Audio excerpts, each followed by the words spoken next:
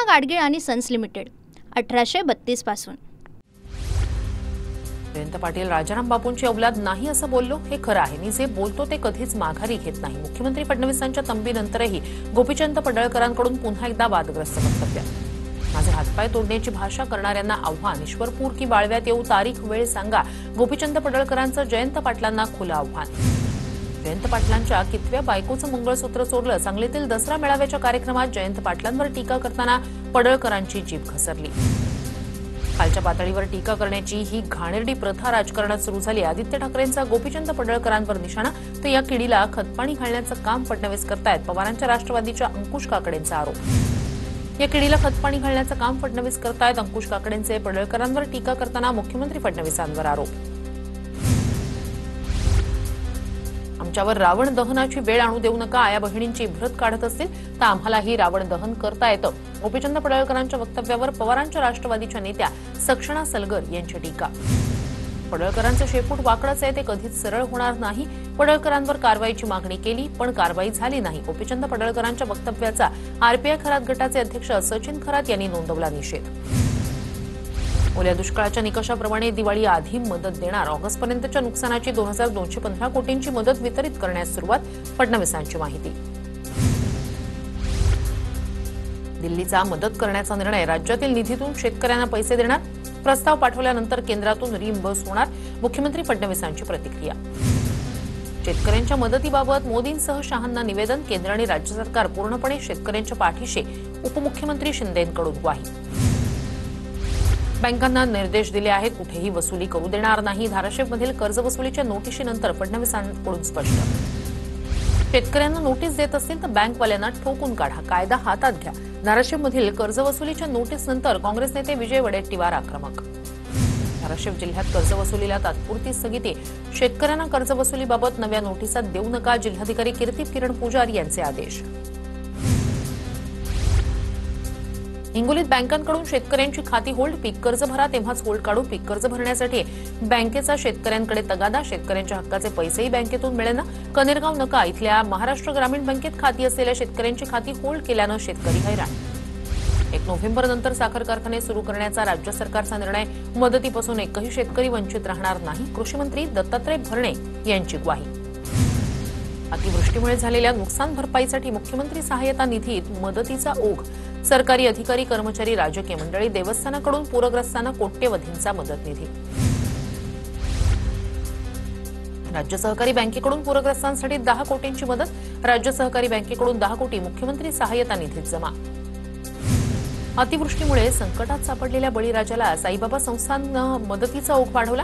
पूर्वी दिलेल्या 1 कोटीच्या मदतीवरून रक्कम वाढवून 5 कोटींचा प्रस्ताव पाठवला। संकटाची तीव्रता ओळखून रकमेत वाढ करण्याचा निर्णय। ज्ञानेश्वर महाराज संस्थान कमिटी आळंदी यांच्या वतीनं अतिवृष्टीग्रस्तांसाठी मुख्यमंत्री सहाय्यता निधीला 21 लाखांची मदत, मुख्यमंत्री देवेंद्र फडणवीस यांच्याकडे धनादेश सुपूर्द। राज्यातील अतिवृष्टीग्रस्तांसाठी महाराष्ट्र प्रदूषण नियंत्रण मंडळाच्या वतीनं 1 कोटीची मदत, मुख्यमंत्री सहाय्यता निधीसाठी मंत्री पंकजा मुंडे यांनी 1 कोटी देणगीचा धनादेश केला सुपूर्द।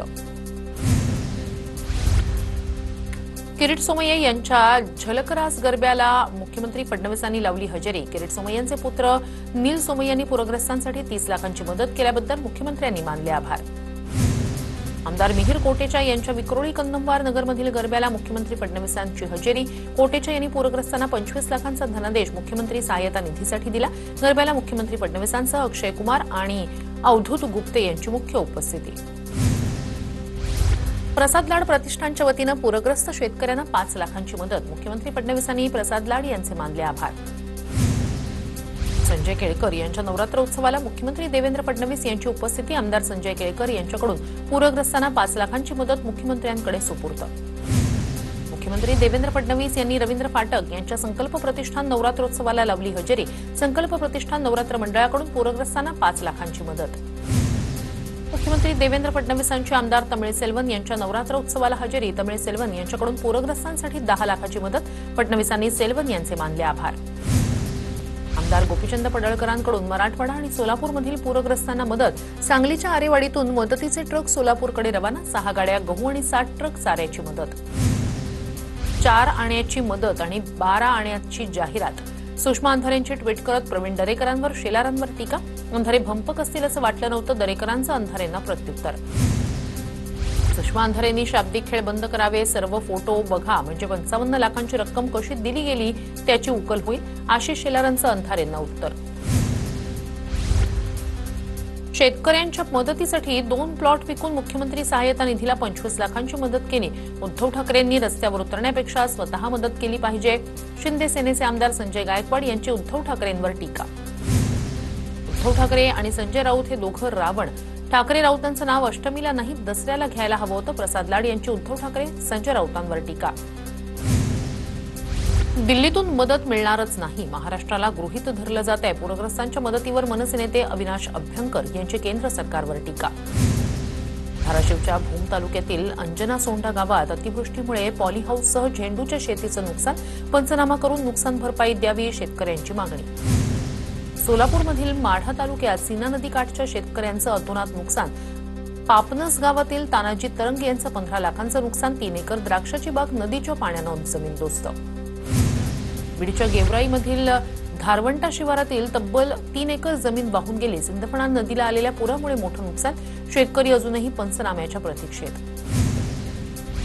धुळे शहराला मुसळधार पावसानं झोडपलं. आमदार अनुप अग्रवाल यांची मदतीसाठी धाव. साक्री रोड, नकाणे रोड परिसरात अग्रवाल यांच्याकडून पाहणी. धुळ्याच्या शिंदखेडा तालुक्यातील लोहगाव वसमानीमध्ये केळी आणि पपई पिकाचं मोठं नुकसान.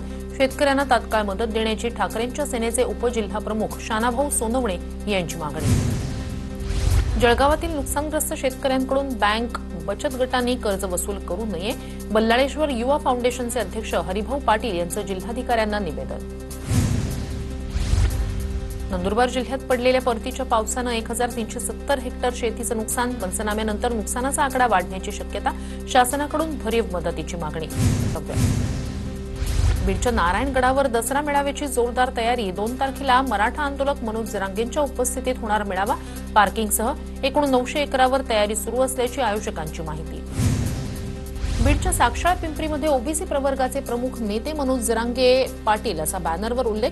नारायणगडावर मनोज जरांगेंच्या प्रमुख उपस्थितीत 2 ऑक्टोबरला दसरा मेळावा. नागपूरमध्ये 2 ऑक्टोबरला दीक्षाभूमीवर होणाऱ्या धम्मचक्र प्रवर्तन दिनाच्या सोहळ्यावर पावसाचं सावट. पावसाच्या पार्श्वभूमीवर लाखोंच्या संख्येनं येणाऱ्या अनुयायांची व्यवस्था परिसरातील शाळा आणि कॉलेजमध्ये केली जाणार. सुनील तटकरे ब्लॅकमेलर आहेत. शिंदे सेनेचे आमदार महेंद्र दळवी यांचा अलिबागमध्ये पुन्हा घणाघात. शिवसेनेतून अजितदादांच्या राष्ट्रवादीत गेलेले राजीव साबळे यांनी त्यांच्या एका शाळेला भरत गोगावलेंचं नाव दिलं होतं. मात्र ऐनवेळेला नाराज झालेले साबळे यांनी ते नाव काढून सुनील तटकरेंच्या आईचं नाव दिल्यानं वाद. मनसे नेते राजू पाटील यांच्याकडून कल्याणशीळ फाट्यावरील वाहतूक कोंडीचा व्हिडिओ ट्विट. वाहतूक कोंडीवरून आमचा बबड्या दुसऱ्या राज्यात चेंगराचेंगरी का झाली हे बघायला गेलाय, अशी राजू पाटलांची खोचक टीका. गोंदियात ठाकरेंच्या शिवसेनेचे जिल्हाप्रमुख आणि राष्ट्रवादीच्या शहर अध्यक्षांमध्ये हाणामारी. ठाकरेंच्या शिवसेनेच्या जिल्हाप्रमुखांसह 5 जणांवर गुन्हा दाखल. हाणामारीची घटना सीसीटीव्हीत कैद. पोलिसांकडून पुढील तपास सुरू. पुण्यात रवींद्र धंगेकर आणि हेमंत रासनेंचा एकाच बॅनरवर फोटो. कट्टर प्रतिस्पर्धी राहिलेल्यांचे फोटो कार्यकर्त्यानं एकाच बॅनरवर लावल्यानं चर्चा. रायगडच्या कर्जत तालुक्यातील पोटल गावचे रहिवासी विलास श्रीखंडे यांना पहिला अधिकृत कुणबी दाखला मंजूर. मराठा समाजाला कुणबी प्रमाणपत्र देण्याच्या जरांगेंच्या मागणीला यश. रायगड जिल्ह्यातील कोळी आणि आदिवासी समाजाचा जिल्हाधिकारी कार्यालयावर भव्य मोर्चा. आरक्षणात कुणालाही समाविष्ट न करण्याची मागणी. विद्यार्थ्यांच्या सुरक्षेबाबत उपाययोजनांची माहिती वेबसाईटवर अपलोड करा. शाळांनी अंमलबजावणी करणं बंधनकारक. 9 ऑक्टोबरपर्यंत माहिती अपलोड करावी. हायकोर्टाचे आदेश. मुंड निलेश घायवळसह त्याच्या कुटुंबातील 10 सदस्यांची बँक खाती गोठवली. बँकेतील विविध खात्यांमधून 38,26,000 रुपये गोठवले. पोलिसांनी आर्थिक गुन्हे शाखेची कारवाई. दरम्यान साथीदार आणि हितचिंतकांच्या खात्यांची सुद्धा छाननी होण्याची शक्यता. नवीन चिचकर विरोधात मनी लॉन्ड्रिंगचा गुन्हा दाखल. चिचकरवर 1200 कोटींचा अंमली पदार्थाची तस्करी केल्याचा आरोप. नवीन चिचकरच्या मालमत्तेची ईडीकडून तपासणी सुरू. लासूर स्टेशन टोल नाक्यावर गुंडांकडून वाहन चालकांना बेदम मारहाण. गुंडांकडून मारहाणीचा व्हिडिओ स्टेटसला ठेवत दहशतीचा प्रयत्न. छत्रपती संभाजीनगरच्या गंगापूर तालुक्यातील घटना. एसटी महामंडळाकडून दिवाळीनिमित्त 10% भाडेवाढीचा निर्णय 15 ऑक्टोबर ते 5 नोव्हेंबरपर्यंत भाडेवाढ लागू असणार. शिवनेरी आणि शिवाई बस सोडून इतर एसटी बससाठी भाडेवाढ लागू. सीएसटी स्थानकातील फलाट क्रमांक 18 आजपासून बंद राहणार. पुनर्विकास कामानिमित्तानं फलाट 80 दिवस बंद राहणार. लांब पल्ल्याच्या गाड्यांच्या वाहतुकीत बदल होणार. सोने चांदीच्या दरात सलग दुसऱ्या दिवशी मोठी वाढ. जळगावच्या सराफ बाजारात सोन्याचे दर जीएसटीसह 1,20,500 रुपयांवर. चांदीच्या दरानं गाठला 1,51,000चा टप्पा. अमरावतीत लाडकी बहीण लाभार्थींना ई-केवायसी करताना तांत्रिक अडचण. योजनेची वेबसाईट वारंवार हँग होणं. सर्व्हर डाऊनची समस्या कायम. मुंबईच्या घाटकोपर पूर्वेतील नीलधारा निर्माणाधीन इमारतीत कामगारांसाठीच्या शेडमध्ये सिलेंडर लिकेजमुळे आग. आगीत 4 जखमी. जखमींवर राजावाडी रुग्णालयात उपचार सुरू. तमिळनाडूतील इंदोर थर्मल पॉवर प्लांट साईटवर स्टीलची कमान कोसळली. दुर्घटनेत 9 कामगारांचा मृत्यू. जखमींवर उपचार सुरू. कोल्हापुरातील फुलेवाडी फायर स्टेशनमध्ये स्लॅब कोसळून झालेल्या दुर्घटनेतून दोघांना सुखरूप बाहेर काढलं. फायर स्टेशन नूतनीकरणासाठी टाकलेला स्लॅब कोसळल्यानं दुर्घटना. पूना गाडगीळ आणि सन्स लिमिटेड 1832 पासून.